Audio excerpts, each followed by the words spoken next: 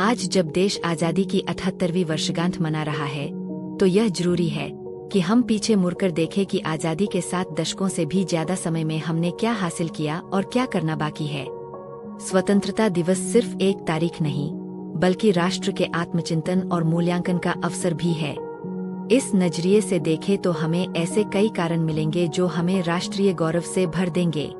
हरित क्रांति की बदौलत हम कृषि क्षेत्र में आत्मनिर्भर बने, आईटी क्रांति ने हमें वैश्विक सॉफ्टवेयर केंद्र बनाया और इसरो की सफलताओं ने हमें अंतरिक्ष क्षेत्र में शीर्ष देशों की कतार में खड़ा कर दिया। आर्थिक मोर्चे पर देश की हालिया उपलब्धियां और भी ज्यादा चकाचौंध करने वाली है। हम जापान को पीछे छोड़कर दुनिया की चौथी सबसे बड़ी अर्थव्यवस्था बन गए हैं और 2028 तक तीसरे स्थान पर पहुंचने की राह पर है। डिजिटल क्रांति में यूपीआई का दायरा लगातार बढ़ रहा है। ऑपरेशन सिंदूर के जरिए पाकिस्तान को घुटनों पर लाकर हमारी सेनाओं ने पूरी दुनिया को अपनी ताकत दिखाई। वही रक्षा उत्पादन में ऐतिहासिक वृद्धि हमारे आत्मविश्वास और क्षमता की गवाही देती है। स्वतंत्रता दिवस का पावन अवसर हमें स्वतंत्रता सेनानियों के उस जज्बे की भी याद दिलाता है, जो मौजूदा चुनौतियों के मद्देनजर बेहद जरूरी है।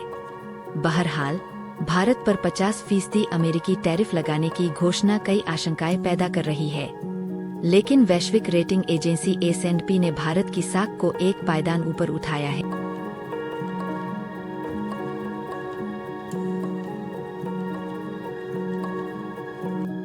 पर्यावरणीय चुनौतियों पर गौर करें तो किश्तवाड़ और उससे पहले उत्तराखंड व हिमाचल में जिस तरह प्राकृतिक आपदाएं आईं, उससे यह आशंका पैदा होती है कि कहीं यह विकास की दौड़ में हिमालय की आवाज को नजरअंदाज करने की सजा तो नहीं।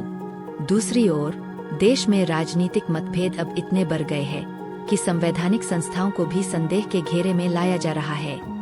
आख्यानों के जाल इस तरह बुने जा रहे हैं कि पहले कभी यह इतना जरूरी नहीं लगा कि तथ्यों की जांच कृत्रिम बुद्धिमत्ता से नहीं, बल्कि अपने विवेक के आलोक में की जाए।